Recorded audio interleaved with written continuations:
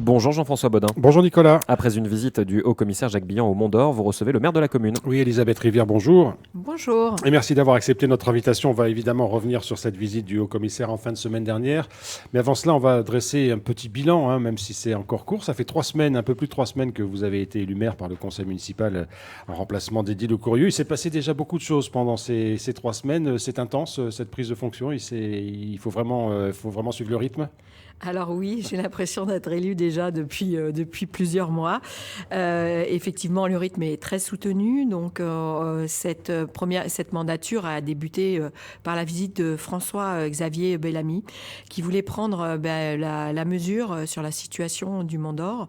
Donc, nous avons pu avoir un échange en tête-à-tête et on a eu l'occasion d'évoquer notamment la route de développement du Sud, un projet qui est un projet qui tient à cœur à l'ensemble des citoyens du Mont d'Or Sud, notamment à l'association Citoyens Mont-d'Oriens, mais bien sûr à l'ensemble des élus de la ville du Mont d'Or. Un sujet qui est un sujet très préoccupant si nous voulons développer cette partie sud et pouvoir circuler dans les meilleures conditions. Un sujet qui est coûteux, donc nous essayons de voir et de travailler avec bien sûr la province sud, l'État, mais aussi pouvoir avoir un soutien de l'Europe. Alors François-Xavier Bellamy qui est à la fois côté LR, donc proche aussi du ministre de l'Intérieur et qui est aussi député européen, cette double appartenance peut faciliter les choses? Bien sûr, et je crois que cette appartenance auprès du ministre de l'Intérieur a permis à François-Xavier Bellamy de pouvoir se rendre compte de la situation de la route de traversée de Saint-Louis. Et nous avons fait du coup un arrêt sur le verrou nord où le général Mathéos a pu expliquer le dispositif. Et nous avons demandé à François-Xavier de bien vouloir porter notre voix auprès du ministre de l'Intérieur pour pouvoir maintenir cet effectif de sécurité pour les citoyens du Mont d'Or Sud. Quelle est la situation aujourd'hui sur la tribu de Saint-Louis? On entend parler régulièrement de caillassage. Est-ce que les choses finalement sont en quelque sorte en l'état? Il n'y a rien qui bouge depuis plusieurs semaines? Alors je dirais pas qu'il n'y a rien qui bouge parce que vous savez qu'il y a eu une semaine à nouveau des caillassages et un marteau qui a été jeté sur le véhicule d'un de nos administrés. L'État réagit et le nouveau commissaire a tout de suite redéployé avec l'ensemble de ses équipes le dispositif et renforcé ce dispositif puisque des centaures ont été mis en plus sur cette route et un dispositif encore plus important de gendarmerie. C'est plus de 200 personnes au quotidien. Donc déjà nous remercions l'État pour ce dispositif parce que il est maintenu et nous nous attachons à travailler avec les forces de gendarmerie pour que nous puissions faire le nécessaire pour maintenir ce dispositif qui est important pour nous et qui, je ne vais pas dire simplement est important, est vital pour les citoyens. On va parler de sécurité dans un petit instant parce que dans les annonces du haut-commissaire, il y a une petite participation à la sécurité de la commune du Mont d'Or. Avant cela, peut-être un mot sur les finances de la commune que vous avez trouvées. Évidemment, vous les connaissiez puisque vous êtes élu municipal depuis longtemps. Elles vous permettent quand même de garder un petit moyen d'action? Alors oui, elle nous permet de garder un petit moyen d'action. Bien sûr, je les connais. La situation est saine et nous allons voter la semaine prochaine en conseil municipal notre compte administratif et qui aura un résultat positif malgré les tensions de trésorerie que nous connaissons. Alors justement, à propos de finances, le haut-commissaire est venu la semaine dernière. Il a confirmé un certain nombre d'engagements de l'État, notamment une enveloppe de 73 millions de francs. À quoi va-t-elle servir? Alors déjà, l'État nous a accompagnés dans la reconstruction de l'ensemble de notre mobilier qui a été détruit, notamment sur la case des communautés qui nous tient à cœur puisque c'est un lieu vraiment important pour la commune. L'État est intervenu à 80% pour financer cette reconstruction, c'est-à-dire un montant de 9,8 millions sur les 12,3 millions que nous a coûté cette reconstruction. Mais l'État a aussi accepté, et c'est ce qu'il nous a annoncé, d'élargir le champ d'intervention des fonds à la reconstruction, à l'éclairage public et à la vidéoprotection. Donc pour l'éclairage public, ce sera 33,5 millions et pour la vidéoprotection, 32,5 millions.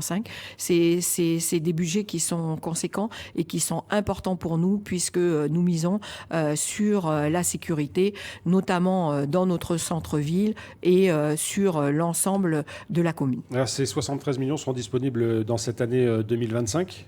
Ils seront disponibles dans cette année 2025. Ça veut dire que les travaux qui vont être lancés, normalement, devraient commencer assez vite ? Assez rapidement, et je trouve que c'est aussi très bien, non seulement pour la commune, mais pour toutes les entreprises dans ce secteur-là.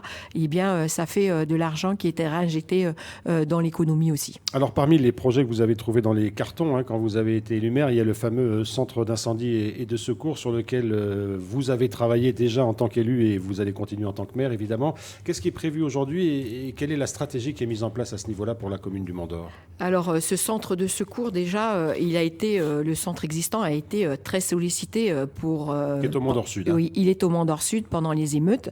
Donc, nous avions déjà acté avant les émeutes que ce centre resterait positionné sur le Mont-d'Or Sud. Donc, effectivement, nous avons présenté au nouveau commissaire ce projet de centre de secours qui sera positionné à proximité de celui existant, à moins de 5 km, pour pouvoir permettre à cette partie sud d'avoir l'ensemble des ressources nécessaires. Mais ce centre de secours, comme il est déjà existant sur la partie sud, il intervient aussi bien sur la partie nord. Et en cas de besoin, nous pourrions aussi peut-être avoir des conventions avec les deux communes avoisinantes qui sont Dimbéa et Nouméa. Est-ce qu'il y a un calendrier qui a été mis en place ? Alors oui, les études sont en cours et les travaux devraient démarrer, je pense, 2026. Je voulais aussi saluer particulièrement nos pompiers du Mont-d'Or qui, pendant ces émeutes, ont été vraiment jour et nuit sur le terrain. Ils ont été accompagnés aussi d'ensemble de forces d'intervention de l'État qui ont été positionnées sur le Mont-d'Or. Et ces forces sont venues avec des véhicules et ils nous les ont rétrocédés. Nous avons donc signé avec le haut-commissaire une convention pour nous donner ces deux véhicules, un véhicule de secours à la personne et un véhicule incendie. Et enfin, pour terminer, sur nos pompiers, ils ont été distingués pour actes de courage et de bravoure à l'échelon argent, parce qu'ils ont aussi souvent été agressés pendant ces interventions. Alors, ce centre d'incendie et de secours est l'un des projets qui va voir le jour dans les semaines et les mois qui viennent. Il y a d'autres projets de développement, notamment sur le Mont-d'Or Sud. On avait parlé un temps de l'aménagement de l'île au Bailly, d'un certain nombre d'aménagements prévus. Est-ce qu'ils se poursuivent ? Est-ce que vous avez les financements nécessaires pour mener à bien ces projets ? Alors écoutez, nous travaillons avec l'ensemble des partenaires, la province sud, le gouvernement. Donc nous travaillons bien sûr à un projet qui est phare et qui est indispensable pour la partie sud, c'est la darse du Vallon d'Or. Et si nous voulons développer l'économie, cette darse est indispensable et nous avons cet axe sur le développement du pôle de la mer, notamment de l'île au Bailly. Et je crois que c'est important pour nous de développer tout ce qui va être tourisme, enfin toutes les activités économiques tournées vers la mer. Vous n'êtes pas sans savoir que la semaine dernière, il y avait dans l'Hexagone une grande conférence sur les océans.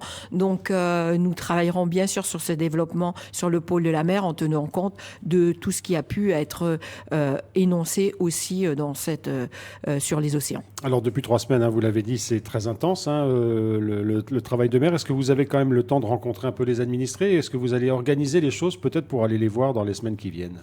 Alors oui, je suis déjà allée sur le terrain, bien sûr.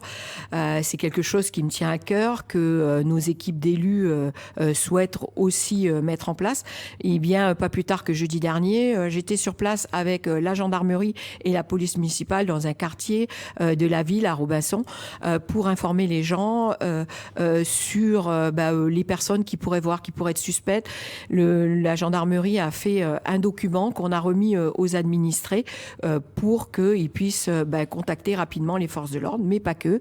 Nous sommes allés à la rencontre avec le haut-commissaire de certains commerçants du centre-ville, des commerçants du marché, et tout cet aspect de terrain, eh bien, je vais le poursuivre dans les prochaines semaines et dans les prochains mois, parce que c'est important d'être au contact de notre population pour entendre quelles sont leurs difficultés, leurs besoins, mais aussi des fois, eh bien, simplement d'entendre que ils sont aussi contents d'habiter sur cette belle commune. C'est-à-dire que vous allez réactualiser ou en tout cas poursuivre les conseils de quartier tels qu'ils existaient déjà? Alors, on va poursuivre les conseils de quartier, mais pas forcément tels qu'ils étaient déjà. On va essayer de leur donner une autre dimension, de les dynamiser, et puis que dans ces quartiers, on trouve autre chose que simplement de la demande des administrés, qui est très importante, hein, bien sûr, hein, de faire de l'éclairage public, de faire de la voirie. Je pense qu'il y a autre chose dans un quartier, comment on y vit, quels sont les projets qu'on pourrait développer. Tout ça, c'est important pour nous, comme je vous le dis, d'être au contact de notre population. Une population qui aime à se retrouver. Parmi les événements à venir, il y aura la fête de la musique, hein, c'est à la fin de la semaine. Ça correspondra à peu près à vos 1 mois de prise de fonction de maire. La commune du Mont-d'Or a souhaité mettre la musique en avant pour faciliter finalement la vie des Mont-d'Oriens ensemble. Oui, je crois qu'on n'a pas pu la faire depuis l'an passé, qu'on a besoin aussi de proposer des événements festifs, hein, aux Mont-d'Oriens, et puis peut-être aux gens des communes avoisinantes. C'est un moment de pouvoir se rencontrer, d'échanger, et puis on va dire un petit peu de se lâcher, de décompresser, et de se laisser porter par cette musique qui est importante aujourd'hui, je crois, dans ces moments difficiles que l'on vit. Donc, ça sera un événement complètement gratuit. Il y aura 3 lieux où les gens pourront venir fêter cet événement. Donc, il y aura bien sûr le marché municipal. Il y aura aussi un espace sur la partie sud, donc au parc Bloch, et puis bien sûr dans notre centre culturel où nous avons, je tiens à le signaler quand même, un partenariat avec NC La Première qui retransmettra une partie de ces événements. Un mot encore pour terminer, Elisabeth Rivière. Vous avez évidemment intégré l'Association française des maires, qui est aussi un lieu de travail, de soutien. Vous les recevrez bientôt au Mont-d'Or? Alors oui, ce sera la prochaine réunion de l'AFM sera au Mont-d'Or le 26 juin, où nous allons nous retrouver, parce que c'est important de pouvoir échanger avec l'ensemble des maires et mettre en place des projets. Et puis vous n'êtes pas sans savoir qu'il y a quand même des discussions sur l'avenir de la Nouvelle-Calédonie, et les maires devront être partie prenante de ces discussions, parce que c'est eux qui, au quotidien, reçoivent l'ensemble de la population. Mais je vais aussi poursuivre l'ensemble des rencontres et des échanges, notamment avec le président du gouvernement, la présidente de la province sud et l'ensemble des partenaires dont nous avons besoin pour permettre encore de redynamiser cette commune du Mont-d'Or. Elisabeth Rivière, maire du Mont-d'Or, merci beaucoup d'avoir accepté notre invitation ce matin. Merci beaucoup.